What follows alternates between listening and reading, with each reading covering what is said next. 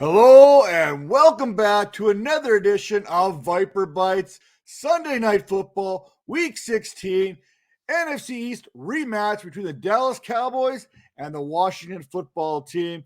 And everyone who's watching, I hope you had a great Christmas here.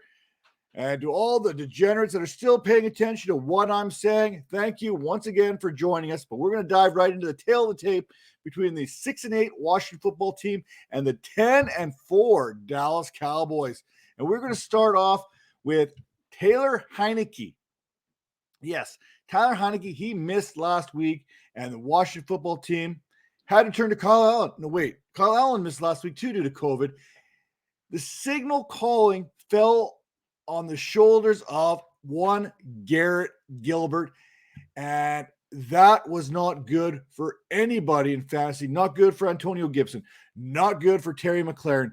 Not good for anyone who started Gilbert. Listen, 194 yards.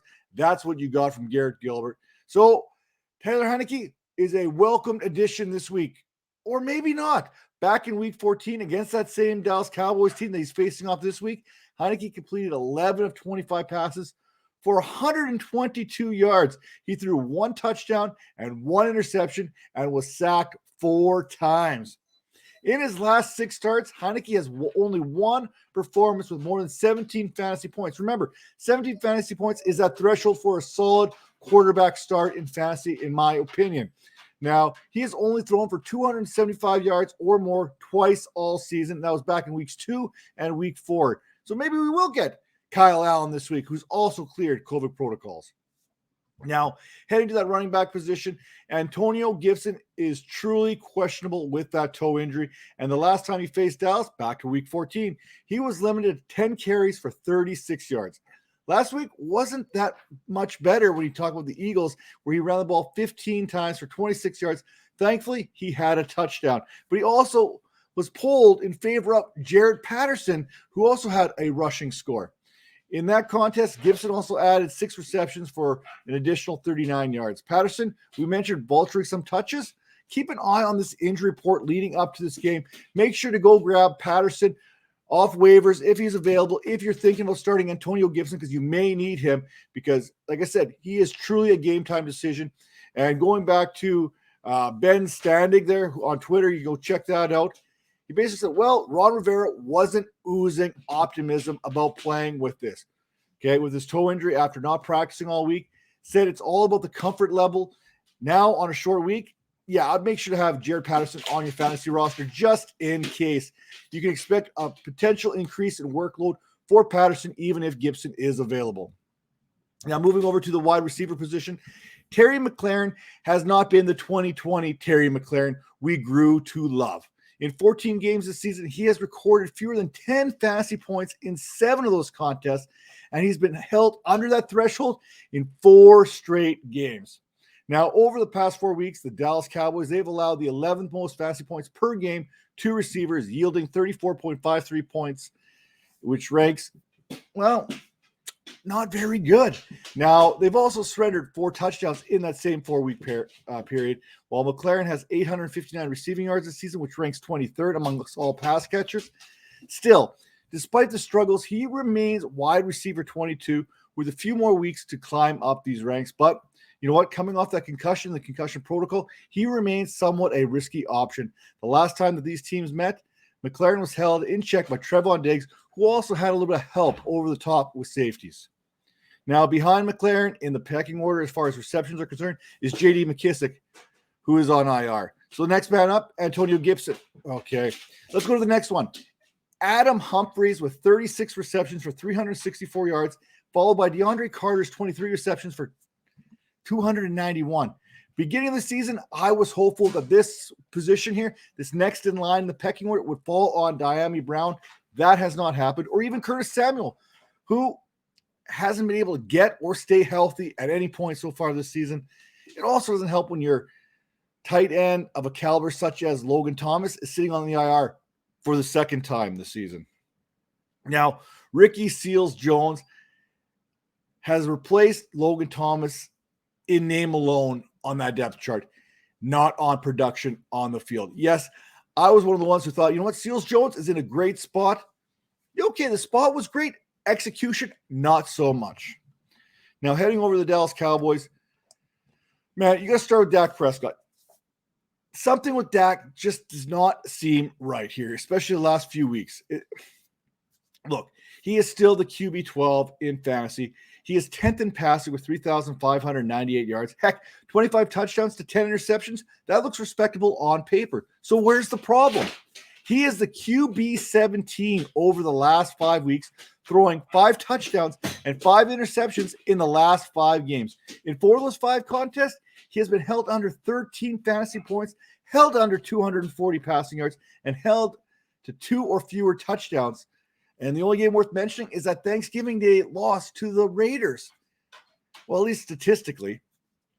Now, Washington has been the most giving team this season in terms of fantasy points surrendered to the quarterback position. We know that. It's well documented. But over the last 4 weeks, they've kind of cut that number from 22 fantasy points per game down to 17.36. Dak posted 211 yards, 1 passing touchdown, 2 interceptions against Washington back in week 14. I'm not feeling Dak this week. And you know what? If you have better options, you should probably look elsewhere as well. Now, at the running back position, you've got Ezekiel Elliott, Tony Pollard, both who are battling some degree of injury. And you know what? As this running back position is going, this is a war of attrition, and it continues each and every week. If you have a healthy running back, you're almost forced to play them.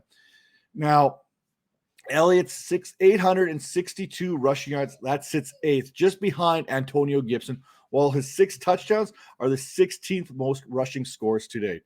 In terms of fantasy, Elliott, he's been effective, producing the 7th most fantasy points, while backfield mate Tony Pollard sits as the RB26. Now, Washington is allowing 18.73 fantasy points per game over the last 4 weeks to the backs. And you know what? Unless something changes from the previous weeks, Elliott and Pollard could be in for a disappointing evening, and so could fantasy managers. Listen, look, Elliott's week was saved by a touchdown last week. 16 carries, 52 yards. Leaves fantasy managers yearning for more.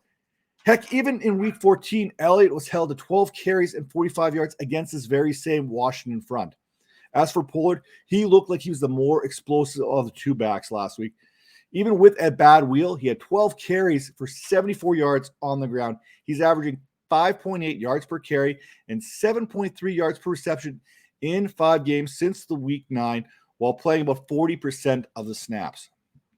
Now, Washington, they are 30th in fantasy points on the season, allowing 38.67 fantasy points per game to wide receivers. But in the last 4, that defense has been improving, only allowing 34.05 fast points, which happens to rank them 21st. So a little bit of a jump up from 30th to 21. Now, CeeDee Lamb, he comes into this one as the wide receiver 12 on the season, and he's doing it on the strength of volume. Volume in both targets and in receptions. Now, I have to imagine that Washington will play 2 high safeties this week, preventing any big plays, meaning more targets underneath for Lamb if he can catch them, which seems to be a problem last week with a little bit of the dropsies there. Now, Lamb back in week 4, he was held in check by Washington to the tune of 7 catches for 61 yards. And here's a kicker. He hasn't scored a touchdown since week 10 or had 100 yards since week 8. And yet, that is still 10 times better than what Amari Cooper has been giving fantasy managers. Now, look, Amari Cooper, he has been a dud of late, and that is a very generous way of putting it. Cooper is a wide receiver 3 right now. Not the wide receiver 3, a wide receiver 3.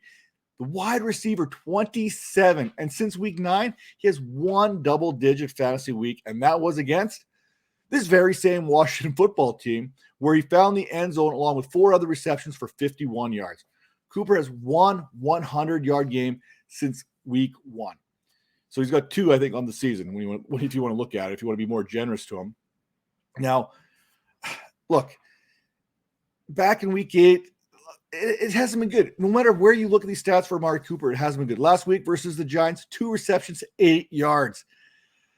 Oh, that was a painful one to watch. Now, since missing 2 games due to COVID, he is seeing about a 12% target share, as Michael Gallup has stepped it up now, seeing a 20% target share over the last 3 weeks.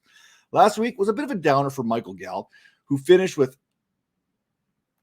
after coming, let's see, hang on, let me back this up.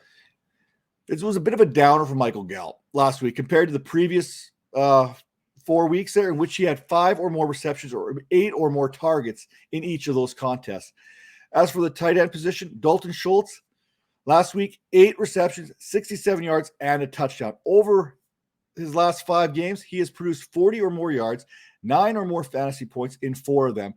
And this week, he faced the Washington squad that has allowed 11.65 fantasy points to the tight end position over the last 4 weeks. Now, with that all said, this has been a bit of a preview for your Week 16 Sunday Night Football.